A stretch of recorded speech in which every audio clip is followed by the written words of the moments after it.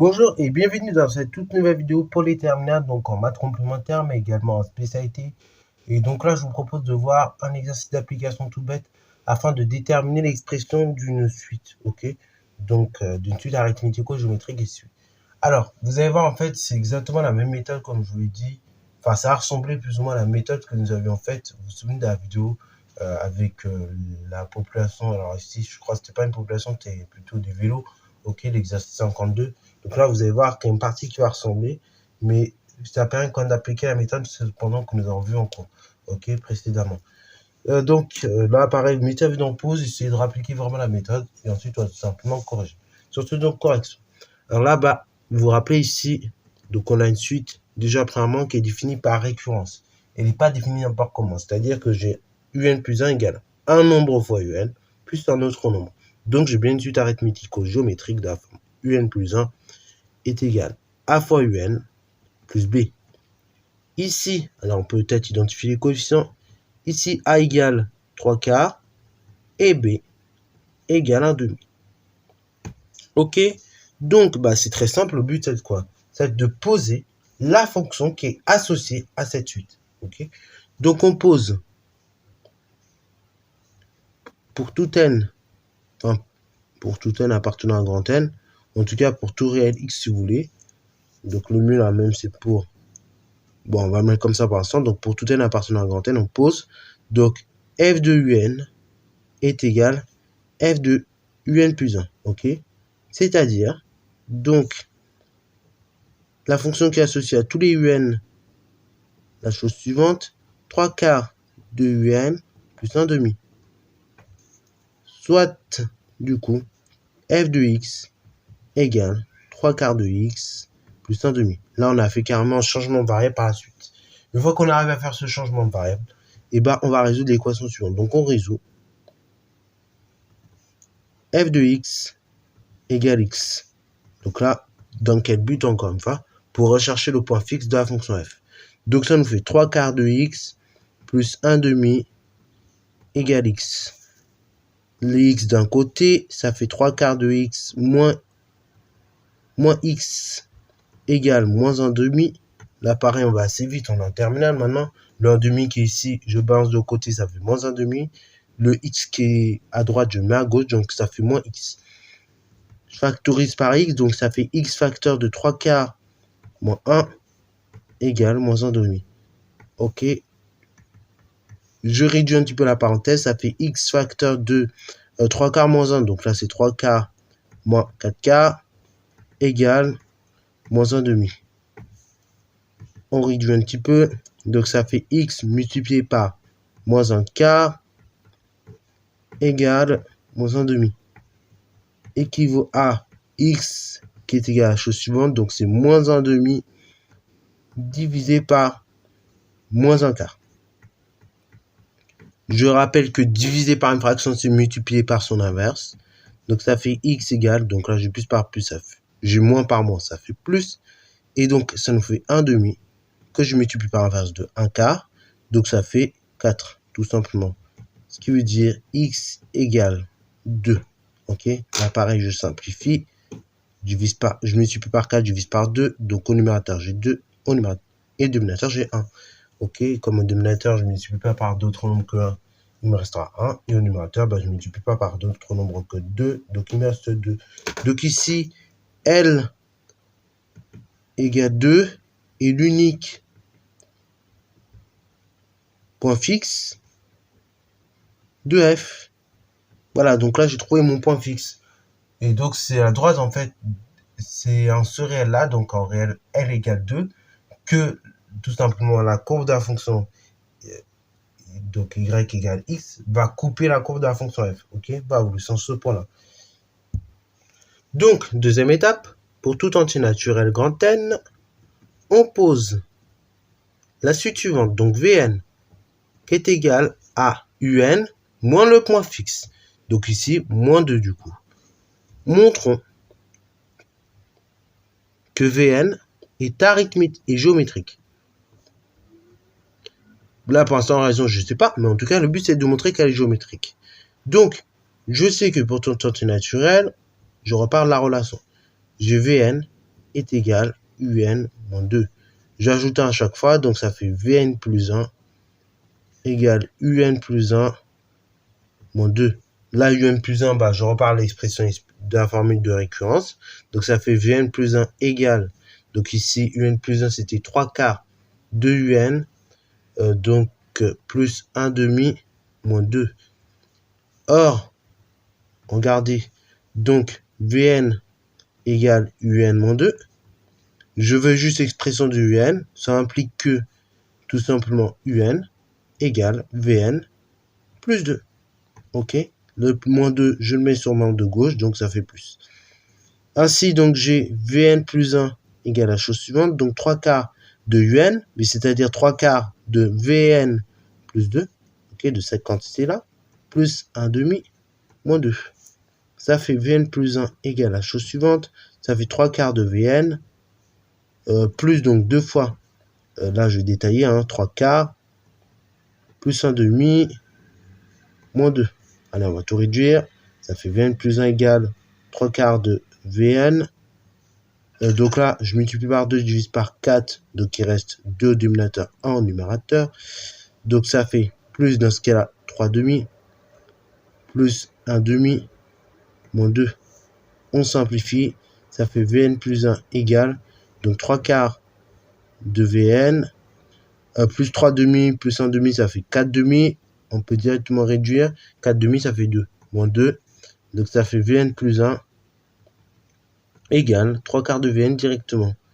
Donc là, ici, Vn est bien géométrique. Et là, je peux préciser sa raison. Donc de raison, Q égale 3 quarts. Le premier terme, V0 de la suite, donc vaut la chose suivante. Donc V0 égale U0 moins 2, c'est-à-dire V0 égale, donc U0 c'était 6 moins 2, c'est-à-dire V0 égale 4. Ainsi, pour tout entier naturel grand N, là je récite ma formule de première sur les suites géométriques. Donc j'ai Vn qui est égal à V0 fois Q puissance N. C'est-à-dire Vn est égal à V0 4 fois Q puissance N. Donc c'est-à-dire 3 quarts à la puissance N. Ok, on met à côté. Or, maintenant le but est de déterminer l'expression de Un. Donc on sait que Vn c'est Un-2, soit Un, donc on l'avait dit tout à l'heure, c'était Vn plus 2. Soit donc Un égale Vn, c'est 4 multiplié par 3 quarts puissance N plus 2. Ok. Et donc là, j'ai un formule explicite de la suite Un. Alors, donc j'ai un formule explicite et maintenant on peut même aller plus loin en fait avec cette formule explicite. On peut même déterminer la limite. Vous savez, la limite de la suite. Parce que maintenant on connaît un certain nombre de règles. Et donc, bon, on va le faire un petit peu histoire d'approfondissement. Pour ceux qui sont pas trop chauds, vous pouvez vous arrêter là. Mais ceux qui sont un peu plus chauds, maintenant on peut même déterminer la limite de la suite. Ok. Et très souvent, c'est comme ça dans les exobacs, c'est-à-dire qu'on va vous faire travailler autour d'une suite arithmético-géométrique.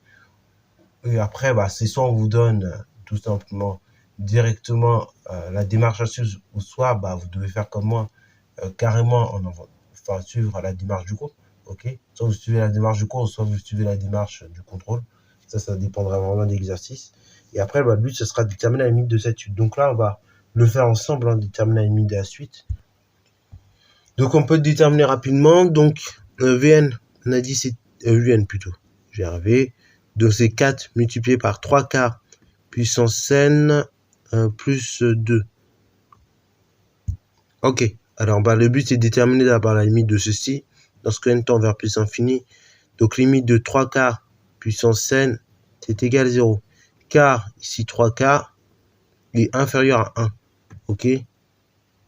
Et donc, comme 3 quarts étant inférieur à 1, et la limite est forcément, déjà, quand je multiplie un nombre plus petit que 1 par un autre nombre plus petit que 1, vous allez obtenir un résultat de plus en plus proche de 0 à chaque fois. Ok. Par produit,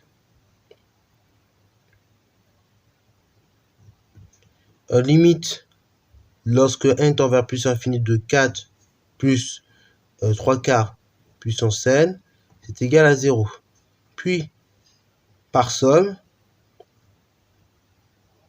limite lorsque n tend vers plus infini de 4 multiplié par 3 quarts puissance n plus 2, c'est égal à 2. Ok, j'ai 0 plus 2, bah ça fait 2. Ok, bravo, tout simplement. C'est pour ça qu'on vous a appris à compter en primaire. Non, c'est vrai, c'est pas du blague. On vous a appris à compter en primaire, c'est aussi pour ça. C'est pour faire des opérations sans limite. Et donc, d'où limite lorsque n tend vers plus infini de la suite un qui est égal à 2. Et même avec ça, on peut étudier aussi sens de variation. Donc là, bah, sens de variation, comment je fais? On peut tout faire en fait. Hein. À partir d'une forme explicite, on peut faire beaucoup de choses. Donc là, comment on fait? Pareil, si vous êtes chaud, on peut le faire rapidement. On peut dire que pour toute entité naturelle, donc on calcule la différence sur n plus 1 moins un. Donc la différence sur n plus 1 moins un, c'est 4 multiplié par 3 quarts puissance n plus 1 plus 2 moins 4 multiplié par 3 quarts puissance n plus 2, ce qui va simplifier la chose suivante. 4 multiplié par 3 quarts puissance n plus 1 plus 2 moins 4 multiplié par 3 quarts puissance n moins 2, ce qui fait la chose suivante. Donc là, on peut tout simplement un petit peu réduire. Ça fait 4 multiplié par 3 quarts puissance n fois donc 3 quarts. G plus 2, G moins 2, ça simplifie. Moins 4 multiplié par 3 quarts puissance n. Là, je factorise par 4 fois 3 quarts puissance n. Donc ça fait 4 multiplié par 3 quarts à la puissance n, facteur de 1, là je n'ai plus, facteur pardon de 3 quarts, moins, parce qu'il reste donc moins 1 ici. Ok, genre moi j'ai le 1, j'ai un 1 qui est caché en réalité, donc je mets le moins 1. Ok, bon on arrive à cette différence, ça peut sembler compliqué, en réalité pas du tout. Là on va juste réduire un petit peu ici. Bon, donc je recopie rapidement, donc ceci égale, on avait dit 4 multiplié par 3 quarts puissance n, facteur de, on avait dit 3 quarts toujours, moins 1. On peut simplifier, ça fait 4 fois 3 quarts à la puissance n, multiplié par, alors 3 quarts moins 1 quart, moins 1 plutôt, ça fait moins 1 quart directement, multiplié par moins 1 quart. Là, la multiplication est commutative, ça fait 4 multiplié par moins 1 quart, multiplié par 3 quarts puissance n. Ce qui fait donc 4 divisé par 4, ça fait 1. Et donc je multiplie par moins 1, ça fait moins 1, fois 3 quarts à la puissance n. Ce que l'on peut écrire tout simplement moins 3 quarts puissance n. Ici, 3 quarts positif, ok. Donc, 3 quarts puissance n positif, moins 1 négatif, donc tout simplement moins 3 quarts puissance n négatif. D'où la chose suivante, un plus 1 moins un négatif, soit un, donc soit un plus 1 inférieur à un, et donc un décroissante. Donc, on a une suite qui décroît en fin de compte, et qui en plus de décroître, et ben, une limite en deux. Donc, en fin de compte, on en présente une suite convergente. Et là, bon, là, on va pas aller plus loin, on est déjà allé suffisamment loin, mais vous voyez, on peut faire beaucoup de choses avec une suite. Hein. Une fois qu'on a la formule explicite, là, tout est permis. On peut étudier le sens de variation, étudier donc la limite. On peut étudier également la convergence, ok, avant même. Donc, on étudie la convergence, puis ensuite la limite. Donc voilà, c'est assez conséquent. Donc là, vu qu'on a une suite qui décroît et qui en plus a une limite en 2, on peut donc dire que cette suite est tout simplement minorée par 2. Ok, voilà, j'ai une suite décroissante et minorée.